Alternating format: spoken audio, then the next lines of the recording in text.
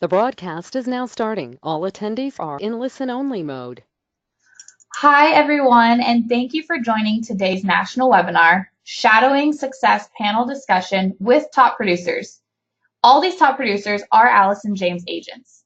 We have Mike and Brenda Brisson, a husband and wife team in California. We're also joined by Chris Nelson, who is in Pennsylvania, and we have Liz Blackman from Virginia. Allison James Estates and Homes is a nationwide brokerage which offers 100% commission, 100% support, and zero franchise fees. Why split your commission if you don't need to? You earned it all, so shouldn't you keep it all? Our goal at Allison James is to always give back to our agents by providing education, training sessions, live webinars, live events, and full broker support with the most up-to-date tools and technology available. We are always looking for new tools and ways to be able to provide them to our agents at a lower or discounted price, so you can keep your hard-earned money. We are proud to announce that Allison James Estates and Homes has recently partnered with the #1 lead generation, CRM, and automation system, KV Core. We are thrilled to provide this amazing product to all of our agents. Signing up for KV Core outside of Allison James would cost over $500 a month, but we are proud to provide this product to you at a deeply discounted rate. Today's webinar is sponsored by our preferred lender, Movement Mortgage. For more information about Allison James Estates and Homes, please visit us at www.ajicareers.com. I would now like to go ahead and introduce our speakers once again. We have Mike and Brenda Brisson, Chris Nelson, and Liz Blackman, who will all be hosting today's webinar. These four people have closed a combined total of over $40 million in sales volume in 2018 so far. They are all incredible and successful, but they all have different ways of running their business, and they are here to share their tips with you today.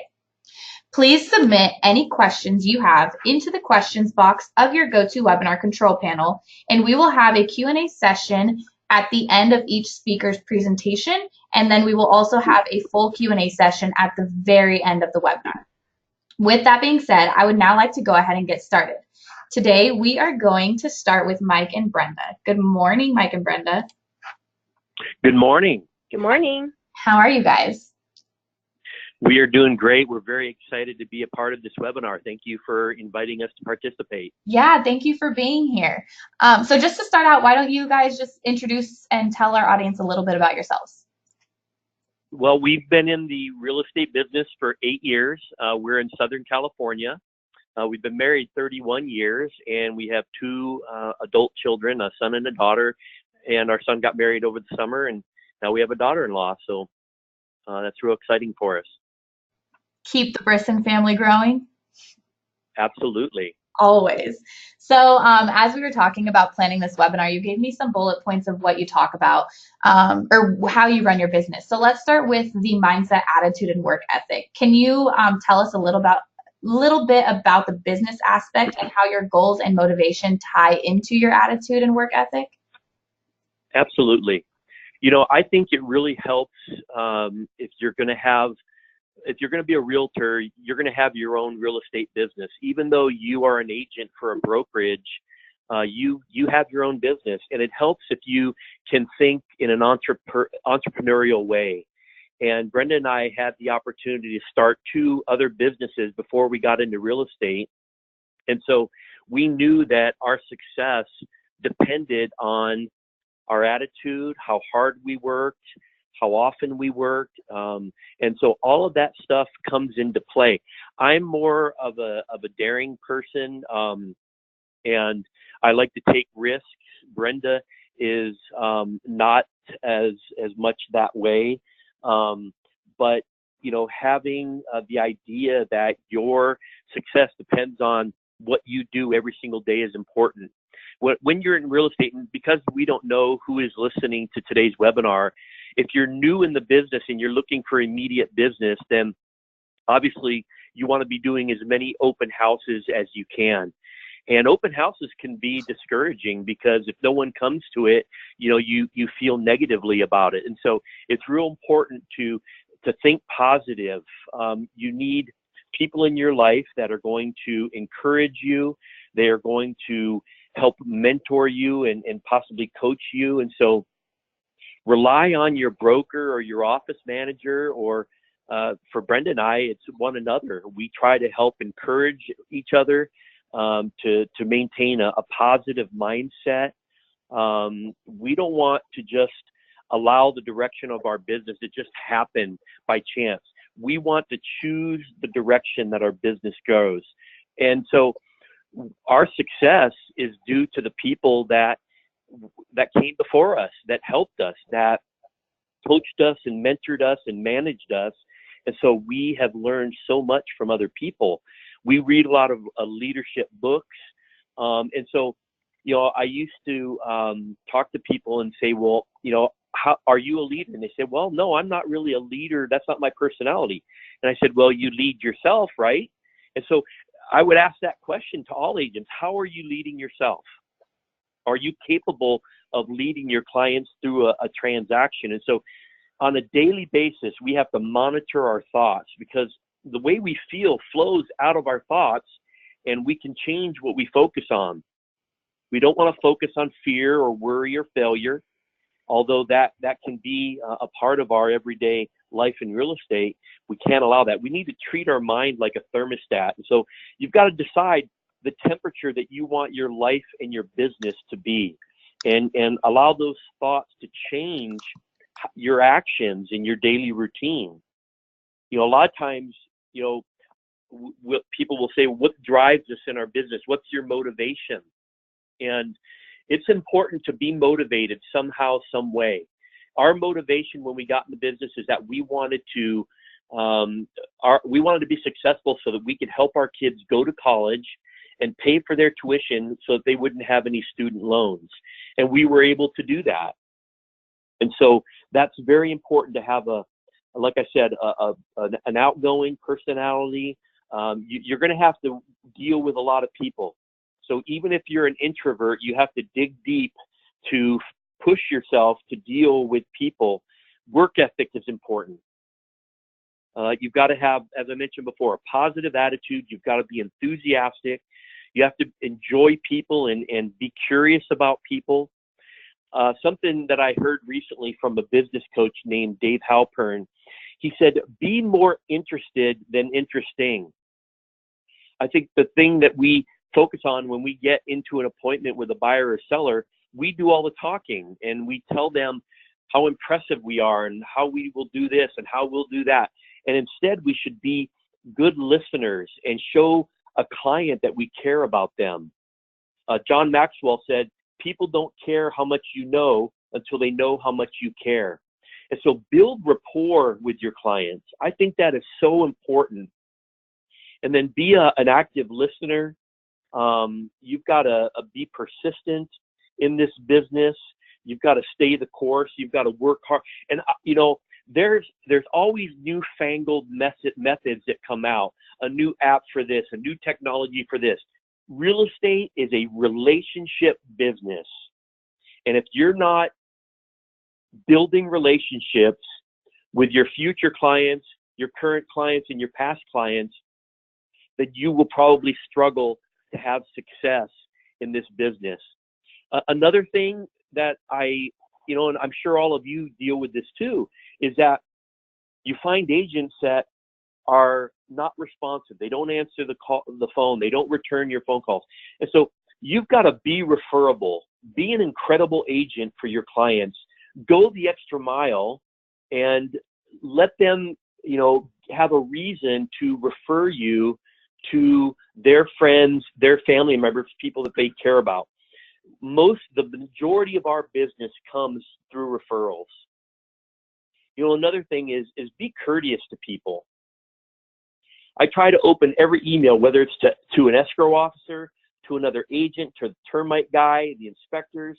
I say, hey, how you doing? Did you have a nice weekend? Are you having a good week? And then I'll go into the purpose of the email. Another thing I think that is lacking many times in our business is professionalism. Answer your phone and return the call if you miss the call, the only time we don't answer a call is when we're in a listing appointment. And so answer your phone and return, if you can't answer it, return phone calls promptly. Be punctual to appointments. When you're on time, that shows that you're being respectful to your clients and to whoever it is you've got that appointment with and their schedule. That's important. Perfect. The next thing we had spoke about when it comes to like lead generation, you had said flood the funnel. Can you talk about this a little bit more?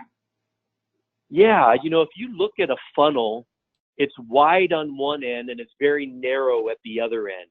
And so every single day, every single week, you want to be spreading out a net to try to get fish, to try to get more clients. And again, whether that's in your neighborhood, through your sphere of influence, whether it's through your child's school or their soccer club, wherever you happen to connect and interact with other people, they are potential clients. And so you want to always be keeping your funnel wide open so that they can be prospective clients in the future. And so you've got to always be looking for leads. And, we do a lot of that on social media, on Facebook and Instagram and LinkedIn. Obviously we want to create leads so that we can build relationships with these people so that we can eventually turn them into clients. My first manager, my first real estate office, it wasn't Allison James, it was a local brokerage here where we live. The manager said, you've got to pay attention to your CAC, your CAC. He said, it's your contacts, your appointments, and your closings. He said, for every 100 leads, you'll probably get 7 appointments, and out of those, you'll get 2 closings. And so you should track those numbers. You should track how many people you talk to each week, how many appointments you have. That was important in the beginning of our business. Right now, we have, our business is going pretty automatically. We got 3 new listings yesterday, and they were people that just called us. And people say, well, where did you get those? Did you get that from social media? And I tell them everything that we do attracts people to want to work with us. It is social media. It is our newsletters that we send out every month. It is the phone calls and the postcards that we send. It's the brand awareness that we've set up here in our local area. Perfect. I do just want to remind everyone, if you guys have any questions for Mike and Brenda, please go ahead and throw those in the questions box now, and I'll ask them when they are finished. We also wanted to talk about leverage. So I know you and Brenda, Mike, are both big on time management and weekly meetings. So how do you manage your time properly with everything you do, including the marketing? Well, probably Brenda is better at time management than me. She's the type of person who's up in the morning at 5 a.m. She's doing her yoga. She's doing her exercising. She's doing her daily devotion. She is very regimented that way. I am not that disciplined. Brenda, do you want to talk about how important that is for you? Well, I think if you have a morning routine and you start with things that feed your soul and make you happy, your day will go better. So I make those a priority. And then, we obviously we're husband and wife. We work as a team. We have home offices that we work out of. And so we're together every day, all day, which can be a problem at times, because we're not always the best company for one another. And so we do have a full-time marketing assistant that is an admin who has taken a lot of responsibilities off of our plate. We also have a independent TC that we work with who does a lot of our business. The idea of leverage is do what you do best and then outsource the rest. I'm not a detailed person. And so I knew right away when I got into this business, I was going to need help with the details. So I immediately got a transaction coordinator who was fantastic, who was thinking of things that I needed before I even knew that I needed them. And so that is so important, to surround yourself. We are not, it's not in our future to build a big team with, 15 or 20 agents. We will surround ourselves with people that can complement us. Obviously I do certain things well, Brenda does certain things well, but we want to surround ourselves with other people like Kristen and Bridget who complement us in areas where we don't do as well. Great. And I've had the opportunity to meet the Brissons and their wonderful team that they have. So can you guys talk a little bit about the team building and the delegation? It's so hard, because if you're like Brenda and I, we want to control every aspect of the business, from ordering the postcards that are going out to ordering the signs and the termite inspection. All of those things are in our head. And in some of your thinking, you think, well, I'm already thinking about it. It'll just take me 30 seconds to send out an email. But really, when you let that stuff go, when you delegate and bring along people, and you know what? You don't have to hire a full-time or a part-time assistant. Let's say that you want to do some farming in your neighborhood. You want to do some door hangers or some postcards or whatever it may be. You can hire, someone, a high school student, a college student, and just hire them for that particular project. And so you may say, hey, I'm looking for someone, and I will pay you $250 to get these door hangers all put together and order them and get them, organized and kind of plan out that activity, and then tell them what your expectations are, and then just let them do it. Obviously, when we got into the business, we made mistakes. When Bridget started on our team, she didn't know real estate. She had to get her license. She didn't. But the reason why we hired Bridget is because of who she was as a person. And so that's really important. Choose people because of their values, because of who they are as people. That has to resonate with you. Okay, you can teach skills and you can teach behaviors, but you can't teach integrity and values and work ethic. That's so important, to find people that already have that. And then again, once you delegate, let them run with it and go from there. Perfect. And we do have a couple questions for you, Mike and Brenda. One of the questions is, and I think you had said that a lot of your business comes from referrals. Is that accurate? Yes, the majority. Okay. When it comes to marketing, are you guys writing your own newsletters? No, okay. we aren't. We have a service that we use, and they let us customize it to put our branding on it, and we send it to almost 1,000 people every month. Wow. Okay. And then how do you guys plan for business for the next year? So what kind of data do you look into when jumping into, let's say, 2019? We just get up every morning and we work hard.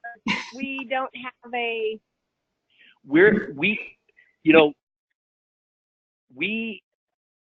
We don't say, well, for instance, we did 111 transactions last year. We always want to improve upon the number of deals that we do. And I don't look at necessarily, so last year, those 111 transactions represented $42 million in sales, okay? I don't pay attention to the number, to the 42 million part of it. I want to do as many transactions as I can per year. And so, because every transaction represents a buyer or a seller, a person, that's a relationship. What do those people have that you can benefit from? They have relationships with their friends, their family, their neighbors, their coworkers. They are your referral base. And so if we can do, 120 this year, that's great. but it's all about who we're interacting with and how they're going to refer future business to us. We focus less on the numbers and the data and the market data and percentages. We focus more on relationships. So that's how we get our business. Neither one of us are real like numbers, data type people. We're more people oriented people.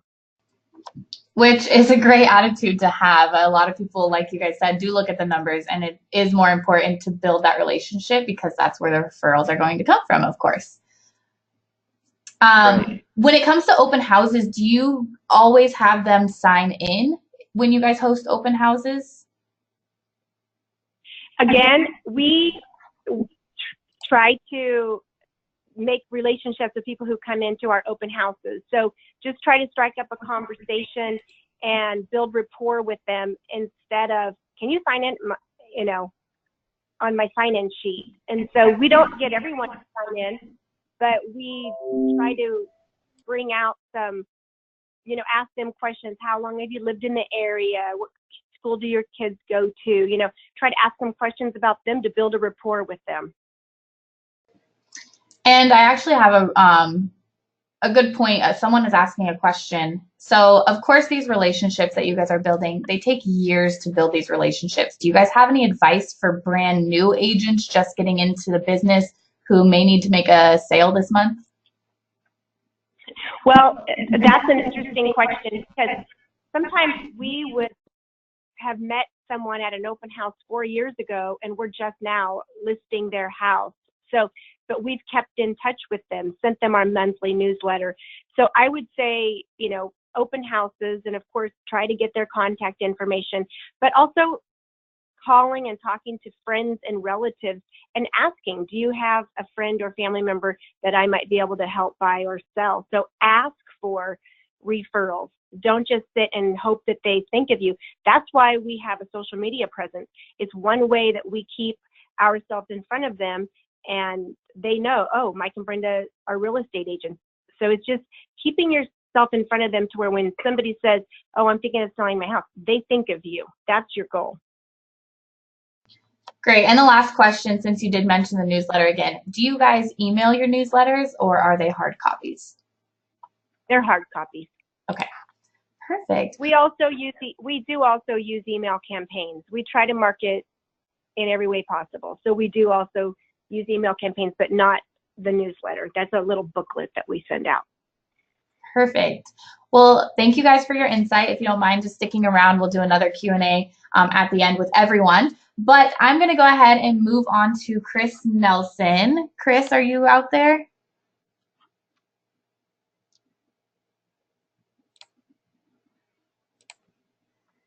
I know Chris is in Pennsylvania, stuck in a snowstorm. So not sure if he can hear us or not.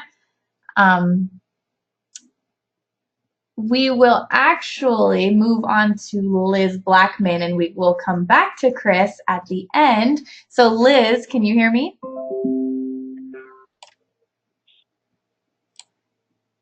Liz, can you hear me okay? Yes, ma'am. Oh, okay. Hi, how are you? Wonderful. Thank you so much for inviting me to join. Yeah, absolutely. So just like I did with Mike and Brenda, do you just want to take a minute to introduce yourself? Yes, my name is Liz Blackman, and I'm in Northern Virginia. We lived in various areas across the country as we were prior military, and also I retired from federal government, federal law enforcement. I have been selling real estate for 14 years. 12 of those years, the first 12 years were dual careerists until I retired from the government. And I love, love, love helping people, which is, it fit in perfectly. I worked in HR and labor relations in the government, and it could be very negative, and real estate is very positive for me because I am able to help people. Wonderful. So a little bit of the bullet points you sent over to me was all about knowing the game, and you kind of had this little play on words when it comes to the way you run your business. So let's just go through each one of these. First, know the game. So of course, there's always something new to learn in this industry. So how do you recommend to keep up to date with new tools as the industry, as we all know, it's always evolving? Yes, and a short plug for Allison James. You all are wonderful of keeping us up to date. I know every Friday you have new tools for us. You share with us all of the time.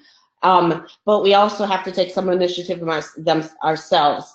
Again, my first 12 years, I was dual careerist and wasn't able to do as much myself. So like my counterpart said, you have to be able to delegate also. If you are able to delegate to get the new information for you, sometimes you can't know everything, but you do need to know the tools that you need for your toolkit. Allison James, again, has AJI University. They have a great coaching program and webinars all of the time. There's also so many Facebook groups. I know we've got some new agents in here. If you can get in some good Facebook groups, several title companies will have Facebook groups also that will help, and they'll put questions out. A lot of times they'll post a question and you'll get 50 realtors from across the country giving you answers or giving you helpful hints to help you. There's no reason to reinvent the wheel, and use the tools that other people are using and are successful at.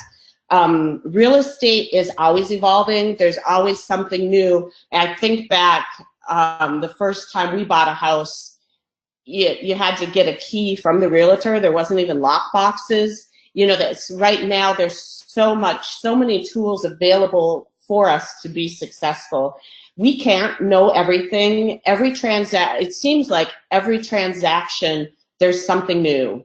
So you can't know everything. None of us are superhuman. So ask questions. If you don't know something, make sure you ask. You've got your broker or a team lead or another experienced agent. You want to make sure and ask so you do know the tools and know your game. Perfect. And then when it comes to the scout and recruit, you do need to find partners like title companies, lenders, etc. What is your advice on this? This is so very important. And again, I'll go back to delegating too. The first thing, especially for me, being dual careerist initially, and now as stay busy, is a transaction coordinator. A book, Smart Women Finish Rich by David Bach, talks about that with delegating, and it's a simple example. If you earn $45,000 a year, you're making about $22.50 an hour. That's what your time is worth. So don't waste it paying for something that you can have someone else do, which I love. So why am I cleaning my house? Why am I doing my laundry? Why am I cooking when you can pay someone else your time? So that's one very important part of your team. It could, the title company, your lenders, the title company, a lot of the title companies will assist you with open houses. Sometimes they'll even bring food, they'll do marketing and that for you. You want to make sure your title company and your lenders, they'll often help with brochures and flyers and sponsoring. Home inspectors, you want to have at least 3 home inspectors that you can recommend to your clients, and I'll say 3 of each of the specialties, because you don't want to say this is the one you need to use. Definitely for liability type of issues, you want to be able to give them an option. You give them at least 3. Home inspectors, you want to have really good home inspectors to take care of your clients. Contractors, there'll be a lot of times in home inspection items that will come up. You'll need a contractor right away or different things. Home warranty companies, and in going back when choosing those, you want them to have your same values. You want people that would support your clients and take great care of them like you do. And the big thing is when you win, they win, and likewise when they win, you win. You want it to be a team, people that will support you and support your clients. Perfect. And when it comes to the fouls and the penalties, as you say, we all know that this industry is hard. So how do you keep going and staying positive through all the ups and the downs? We have to be realistic. It's really hard. There's so many realtors. People think of it as quick, easy money often, and I've helped so many people get their license, and they think, oh, I'm going to make, you know, 100,000 in my first 10 months, and that's, you can do it, but you have to work really hard. Nothing falls into your lap, but it does balance out. I've had clients that I've shown houses for off and on for several years, but I've had clients also, one of the best times, I was taking my daughter to UNLV in Vegas to school from the Virginia area, and on the way we had several issues with the vehicle, an accident, you know, things like that, so the expenses were coming up. But I also got a phone call that someone was with the builder and they were at the home site, the new construction, and they were just wanting to say, well, I'm just confirming, you know, that you're still representing me in this. And it's like, thank you, God, you know, it all works out. Sometimes you will carry them around in your car for 2 years, or sometimes it may be very quickly. So it balances out. When you have a very difficult one, think of it that you do have the others that are not so much. And there's also be difficult people, not only clients sometimes, but also the other teammates.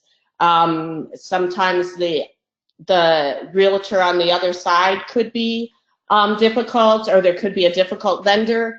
But as long as you are positive and you're doing the right things for your clients. Perfect. And the score portion of this. So no matter what, it's important to take what you can get. And I love when you said this when we were talking about planning this webinar. You said a field goal can still help you win the game. So touch on that a little bit more. Yes, a lot of times realtors think of the big money, or in life people think, oh, I want the fast buck, or I want, but a field goal, perhaps maybe a rental or a referral, can still win the game. When I first started, I had a rental property, and it was using the housing voucher through HUD, and it was a lot of work, and we showed a lot of houses, but that one referral, she was so happy, and she wrote a nice recommendation for me saying I treated her like she was buying $1 million house, and she told all of her friends, so I received several purchase referrals also. So it's not, you can't just look at the little picture. You think every time, and again, a score may not be, we're going to close tomorrow, but it may be, I know this person, and they know 20 others that are interested in purchasing or selling or somewhat using our services. So again, it's the personal relationship, and we can score. Absolutely. And then lastly, the last bullet point we have on here is excite your fans. How can your fans help you win? They want to see you win. Your fans get excited. So share your successes. When you're able to help a beautiful family sell their house so they can go retire, or a young family that's moving into from their townhome into a single family because they're having an addition to their family. It's the relationships, and I know we've said this many times, it's the relationships, and you want to treat everyone like they are the most important relationship. And it's genuine. Again, with me, my business is, I would say, probably 97% referrals, that because they want to help you, they want to see you succeed, and they can tell that you're genuine. They can tell that you're looking out for them and not just yourself. Great. Thank you, Liz. Just a couple questions that we have. During the scout and recruit portion, you had mentioned a book. Do you mind repeating that book name again? Oh, yes, I'm so sorry. It's Smart Women Finish Rich by David Bach, and it's B-A-C-H. And he also has Smart Couples Finish Rich, and the Finish Rich workbook. Okay, thank you for that. We have an agent asking a question to you. She has some older clients that don't input testimonials into her Zillow or LinkedIn. So how do you recommend that she share those comments?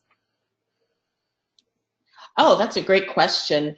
I've had a couple people that don't like internet, and I will ask them if it's okay, like if we've talked and they said, I really appreciate all your hard work with this, and then I would ask them, is it okay if we post that for you? And I know some forums you won't be able to, but you can still put it like on your website and places where you can control that, from a testimonial from someone else, because any positive feedback is good. I know in some of those cases where you can't because it has to be them, but also sometimes they'll have. I'm actually currently working with a client now where the father still has a flip phone, so the daughter helps out a lot. So if the daughter would be willing to do that, so that's another option. Okay, and same agent, because she can't share those testimonials, she doesn't have stars on most of her websites because of this. Do those stars matter?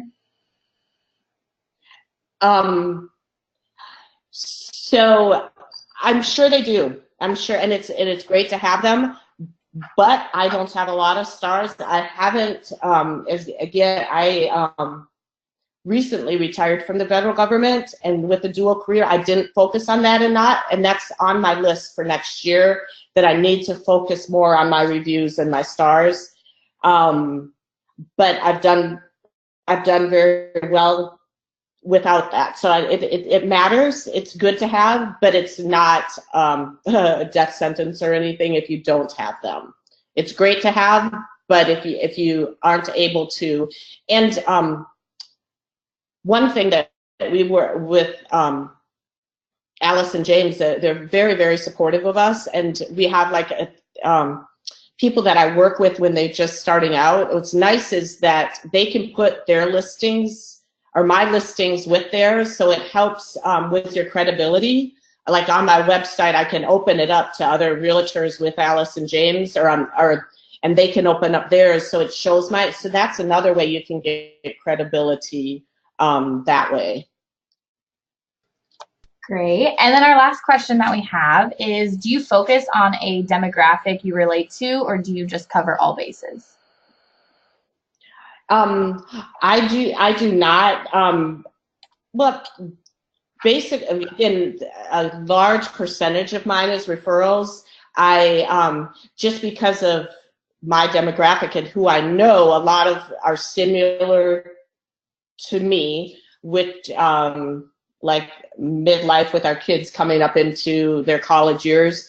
But I've helped one of my youngest they just turned 21, and I've helped many that are older getting ready to retire. So I don't limit myself to a demographic. And again, in Northern Virginia, we're very, very diverse, and it's fun to help everybody and learn from every demographic that we have here. Yeah, and I think it's important to have your horizons broadened and not limit yourself to certain people, because that's going to limit your business as well. And one other thing, can I say one more thing? Yeah, absolutely.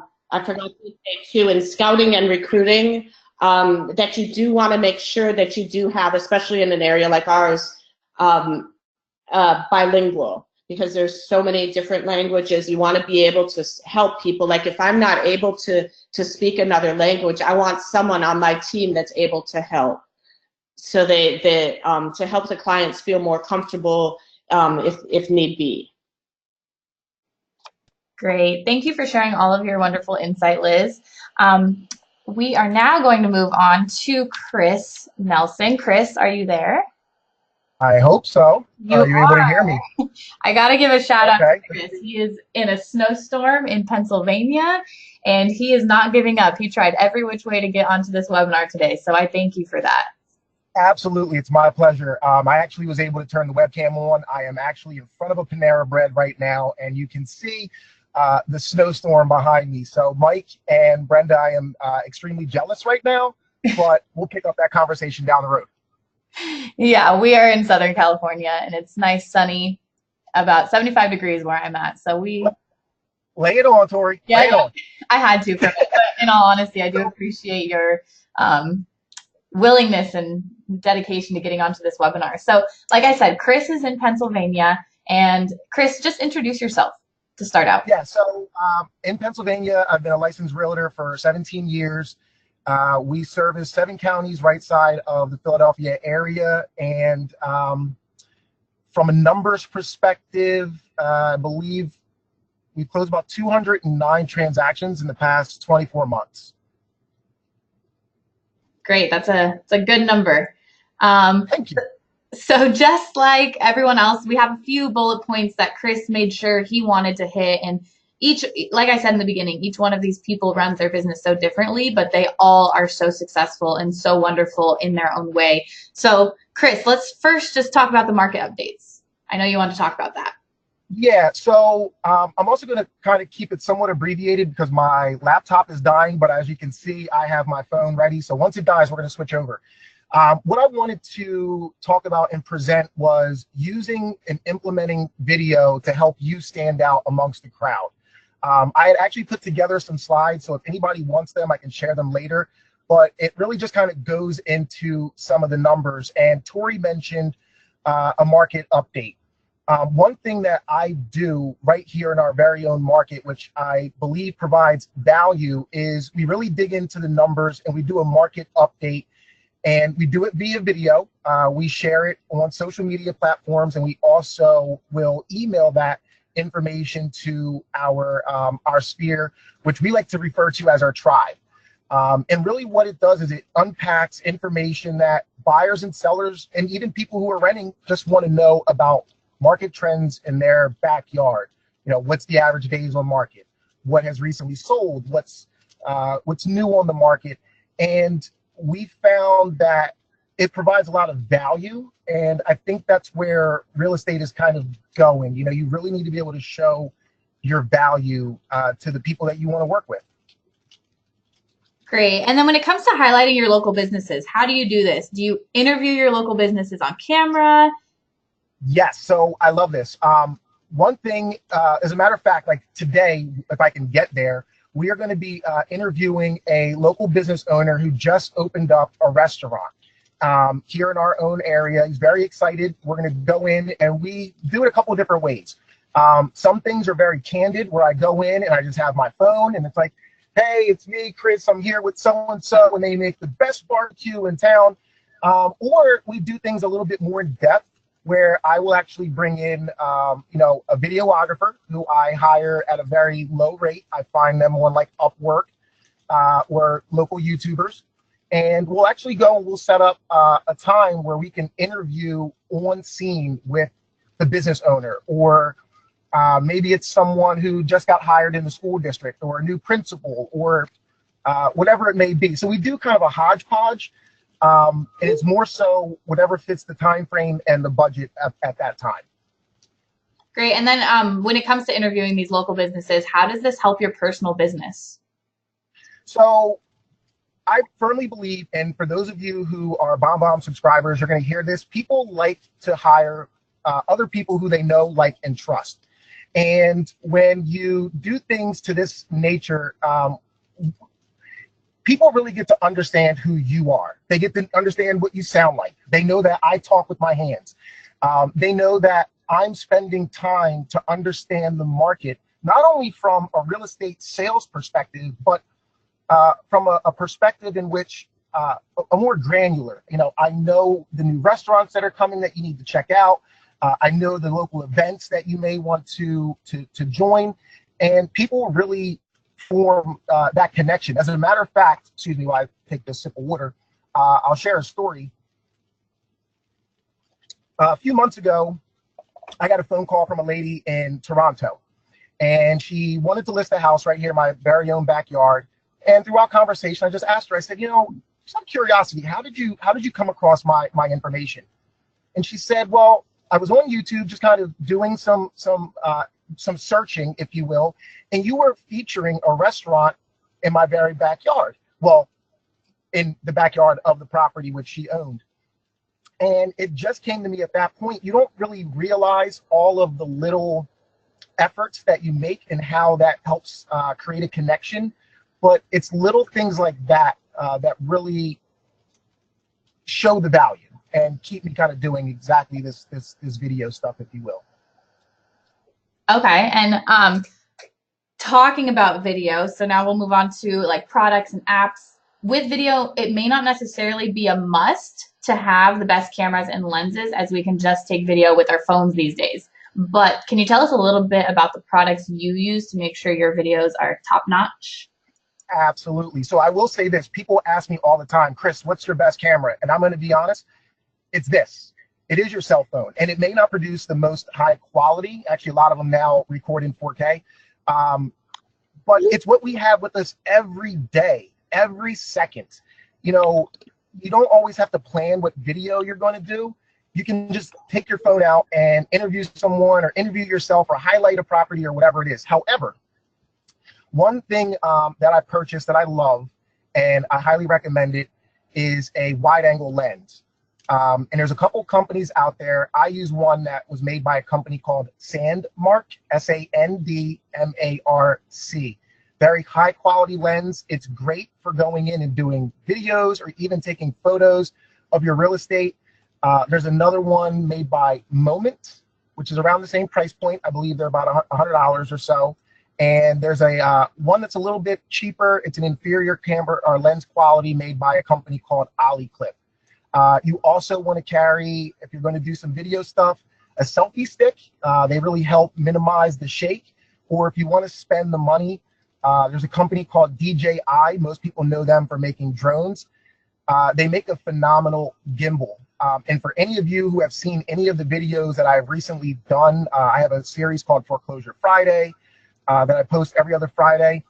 To be very transparent, I did that. I did those videos with my phone in 4K using a gimbal, and I just edited the video using iMovie Maker or some of the other editing software I have. So those would be the three things I would say. Don't go and buy a high-end camera unless you're looking to do high-end production.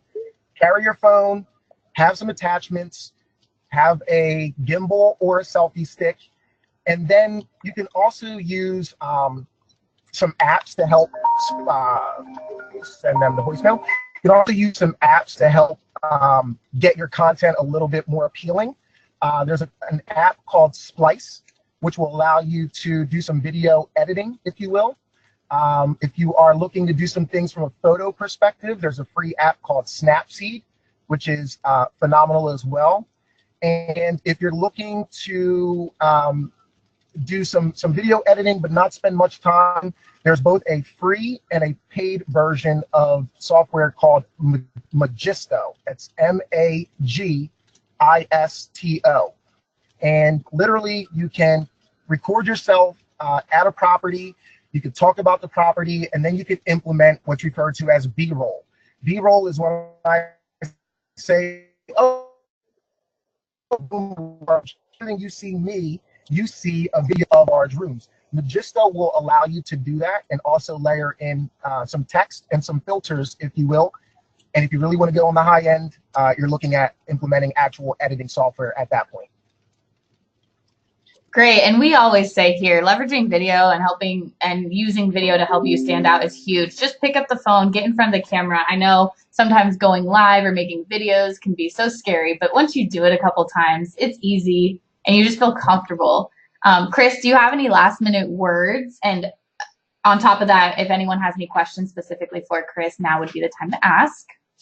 I do. Actually, to piggyback off your last statement, I talk to a lot of people and they're very reserved about doing video because they're always concerned about how they look or how they sound or where they stumble on words.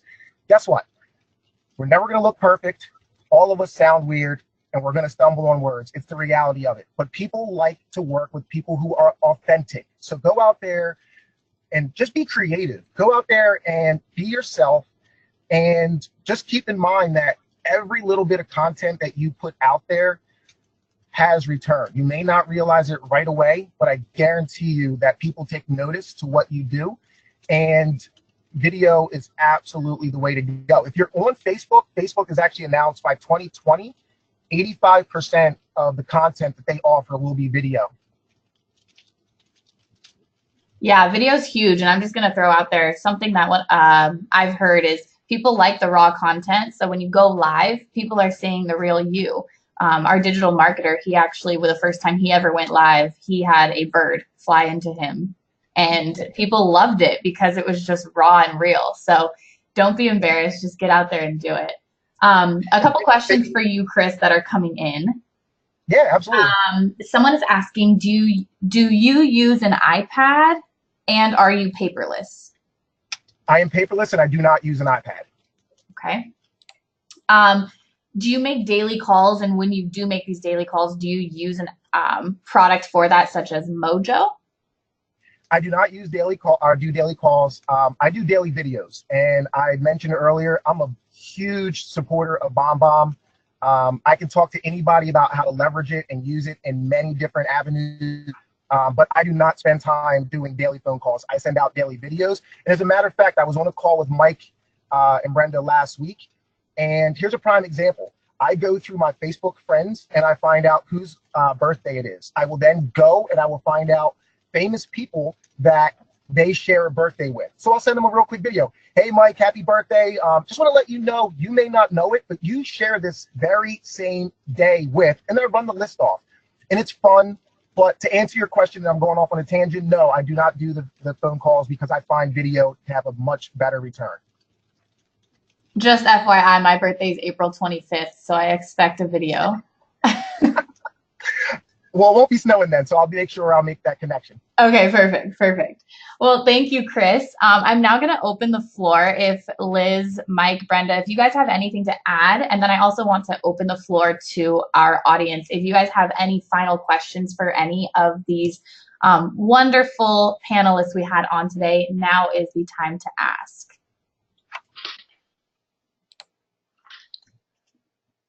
Mike and Brenda, there's actually a question here for you guys specifically. We have an agent. She's a fairly new agent, and her husband also wants to be in real estate and do real estate together. They have 4 kids, and can you kind of share a little bit advice, tips, thoughts that are going to help married couples stay on the right track and be successful in this industry? Yes, I think it would be great for them to be a husband-wife team, especially being that they have 4 kids, because they can easily tag team. And we do that where we'll divide and conquer. And so there's always one of you that's available. The other one can be with the kids or take care of other things. So I think a husband-wife team, we doubled our business and we doubled our success when we started working as a team. We both had our license. So you have anything to say?